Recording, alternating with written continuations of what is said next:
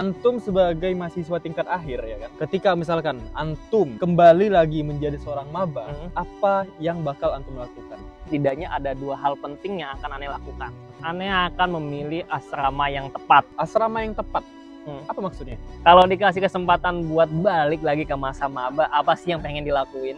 Kalau saya kembali ke maba, saya akan fokus kepada belajar yang efisien.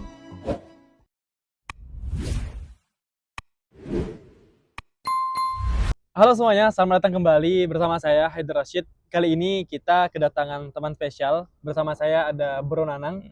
Boleh silakan dijelaskan profil singkat dari antum? Oke, bismillah. Perkenalkan teman-teman, nama saya Nanang Prasetya Nugraha, mahasiswa tingkat 4 Fakultas Usuluddin, kedatangan tahun 2022. Nah, sama nih Bang Hedir, kenalin juga dong ke teman-teman. Oke, jadi saya Haidar Rashid, juniornya Bro Nanang secara pendidikan. Saya di tingkat 3 Fakultas Syariah, kedatangan tahun 2023 bulan Mei. Nah, Bro Nanang, Ya. Antum sebagai mahasiswa tingkat akhir ya kan, banyak fase yang sudah dilewati nih. Ketika misalkan antum kembali lagi menjadi seorang maba, apa yang bakal antum lakukan? Menarik nih, menarik. Ya, teman-teman, kalau misalkan Ane dikasih kesempatan buat balik ke masa maba, setidaknya ada dua hal penting yang akan Ane lakukan. Oke, dua hal ya. Yang pertama, Ane akan memilih asrama yang tepat. Dan yang kedua, Ane akan memaksimalkan bahasa Arab. Asrama yang tepat, apa maksudnya? Jadi gini, disclaimer, sebelumnya waktu maba Ane itu masuk di asrama juga, tapi asrama tahfiz dari Mediator. Gambaran anak saat itu bahwasannya asramanya itu ada musyrik khusus di rumah, kemudian ada program dan jadwal khusus yang ngayomin kita. Ternyata saat itu belum berjalan secara maksimal. Emang ada musyrik tapi pulang pergi Bang Hedir. Gitu. Nggak netap ya di situ. Nggak netap, dan kita semua tuh di rumah maba semua. Wow. Nah, setelah 2-3 tahun di sini ternyata baru Ane sadari yang terpenting untuk dimulai saat maba itu ternyata memupuk keilmuan dasar kita. Nah, kayak misalkan nahwu sorofnya, balagohnya, mantiknya. Karena boleh dibilang madah-madah yang kita pelajari saat kuliah itu udah tingkatannya menengah ke atas. Dan bagi Ane pribadi yang lulusan pondok modern itu kesulitan banget karena kita nggak biasa baca uros, terus juga muamalah dengan kitabnya nggak terlalu sesering anak pondok salaf. Jadi harus benar-benar dimaksimalkan di awal. Bukan berarti asrama yang antum tempati dulu itu nggak bagus. Bukan nggak bagus, tapi lebih ke nggak tepat sesuai dengan tujuan antum. Betul. Kalau misalkan boleh dimaksimalkan, maksimalkan deh gitu kan. Kalau ada yang paket komplit, asrama yang khusus buat ilmu alat dan sekaligus ada hafalan, wah bisa lebih bagus.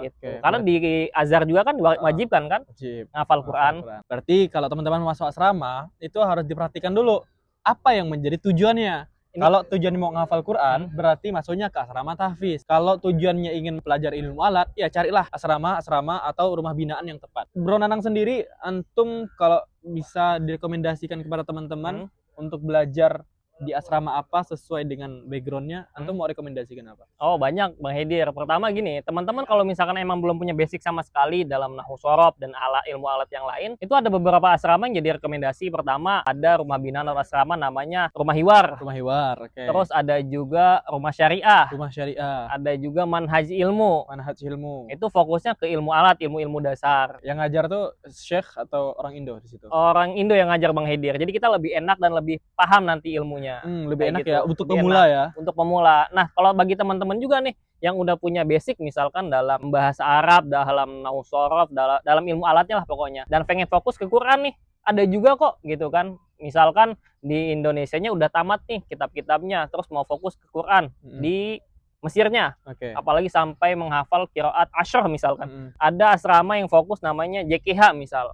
Itu fokusnya ke Quran kan. Nah, kalau teman-teman emang pengen mendalami skill bahasa Arab, ada juga asrama internasional. Isinya dari berbagai negara. Isinya berbagai negara, dan itu bisa ditemukan. Salah satunya ada di, kalau teman-teman dapat beasiswa BUUS, ada di sana asramanya. Terus juga di Sufaro misalkan, di Zahro.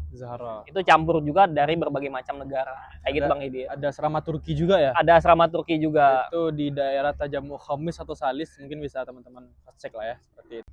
Itu yang pertama. Itu yang pertama Bang Hedir, memilih asrama yang tepat, dan asrama yang tepat itu yang sesuai dengan tujuan kita.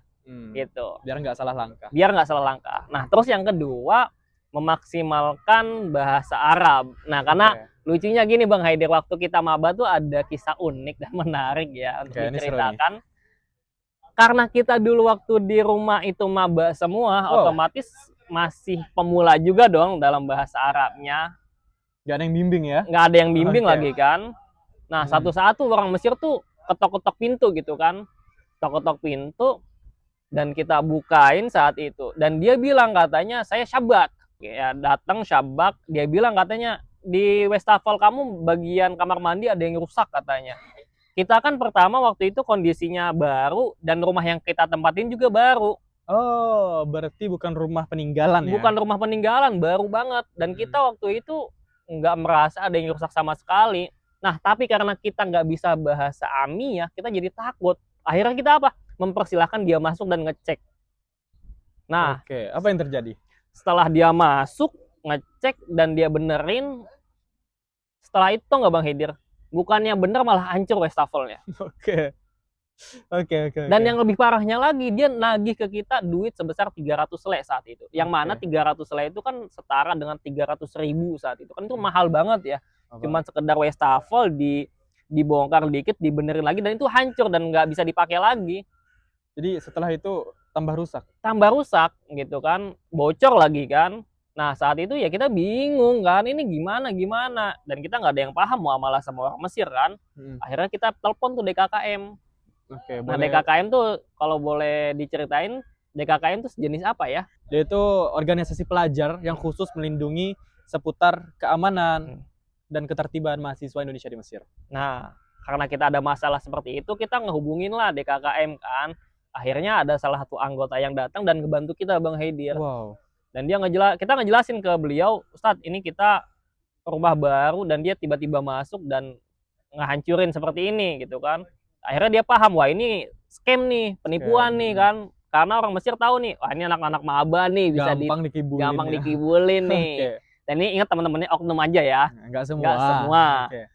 Akhirnya ya sudah, karena kitanya benar, jujur, dibela tuh sama DKKM. Oke. Akhirnya ya sudah, si orang Mesirnya ini kayak malu sendiri kan, ada DKKM yang paham bahasa Arab, ya sudah akhirnya dia pulang gitu aja gitu. Dan Oke. kita berhasil selamat dari palakan tersebut ya. Orang-orang yang tidak bertanggung jawab dan menzolimi pendatang ya, seperti itu. Nah, maka dari itu teman-teman, solusi utamanya apa Bang Hidir? Kita tuh jangan sampai menutup diri atau apa ya istilahnya, nyaman dengan circle kita teman-teman Indonesia aja. Oke, zona nyaman ya. Zona nyaman. Kita juga harus sering-sering bermuamalah, ngobrol sama orang Mesir. Ya, dengan penjaga toko, dengan orang-orang yang baik. Itu bisa ngebantu loh. Bisa ngebantu ya. Bener gitu kan. Ini bukan cuma bahasa Arab Fusha. Bukan Arab Fusha doang, tapi Amiyah juga penting buat keseharian gitu. Karena ada satu ungkapan yang mengatakan ketika kita menguasai bahasa satu kaum, maka kita selamat dari tipu dayanya. Tipu daya Betul. kaum tersebut. Jadi pentingnya belajar bahasa Amiyah. Nah, kalau Bang Haidir nih, balik nanya dong, boleh dong. Oke. Kalau dikasih kesempatan buat balik lagi ke masa maba, apa sih yang pengen dilakuin? Oke. Saya pribadi juga sama, ada dua hal yang pengen saya lakukan ketika saya kembali lagi menjadi maba. Yang pertama, saya akan fokus kepada prestasi dan karya. Kenapa tuh fokus terhadap prestasi dan karya? Karena gini, maba itu punya spirit luar biasa ya. Dia mau diarahkan dimanapun bisa. Bisa ya? Organisasi, kepanitiaan, semua dihantam rata. Enak ngarahin maba tuh. Masih semangat Masih banget banget. Maka kita lihat orang-orang yang terjun kebanyakan dalam organisasi atau kepanitiaan itu didominasi oleh maba karena semangat mereka tinggi. Nah, karena kita punya semangat tinggi, kadang kita nggak bisa ngontrol ini semangat mau diarahkan kemana.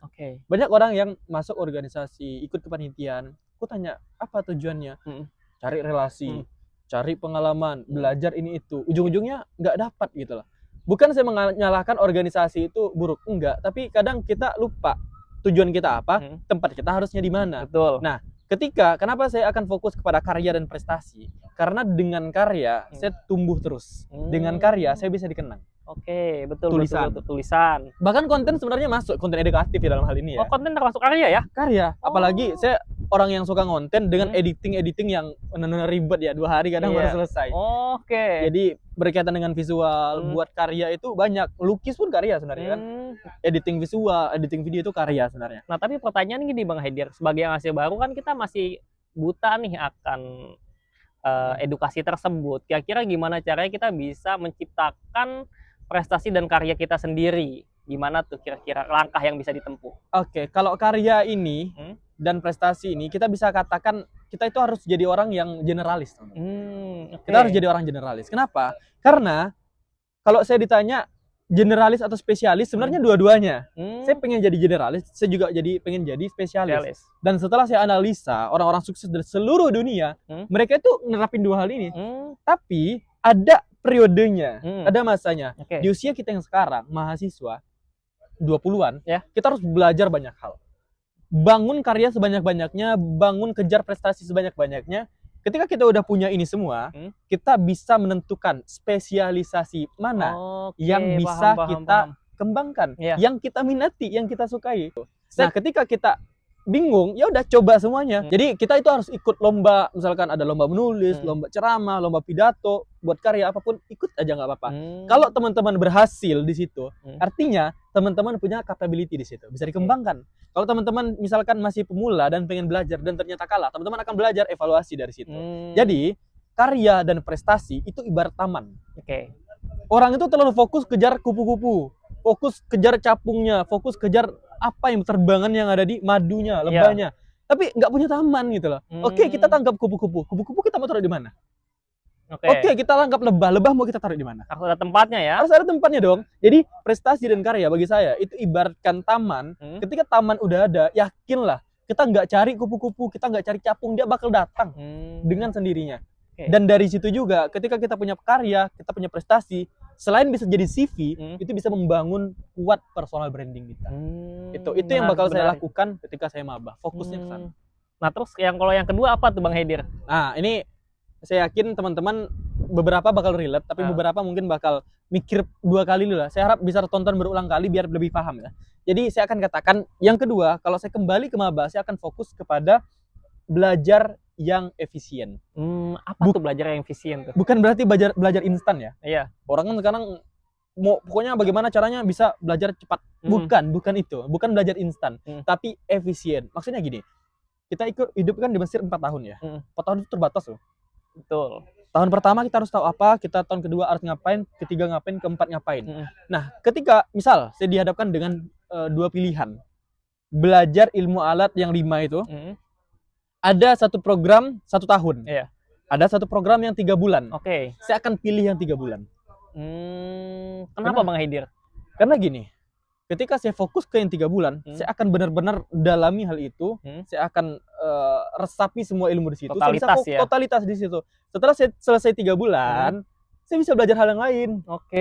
Oke, ada lagi nih 3 bulan public speaking. Saya bisa belajar lagi di situ. Selesai fokus dalami totalitas, 3 bulan lagi saya bisa belajar lagi. 3 bulan dalam 4 hal 1 tahun kita bisa belajar 4 skill. 4 pengetahuan baru. Per 3 bulan itu ya. Per 3 bulan misal ya.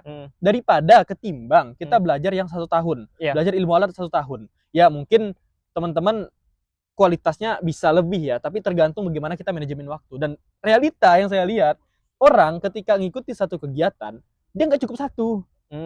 Semuanya pengen diambil ya.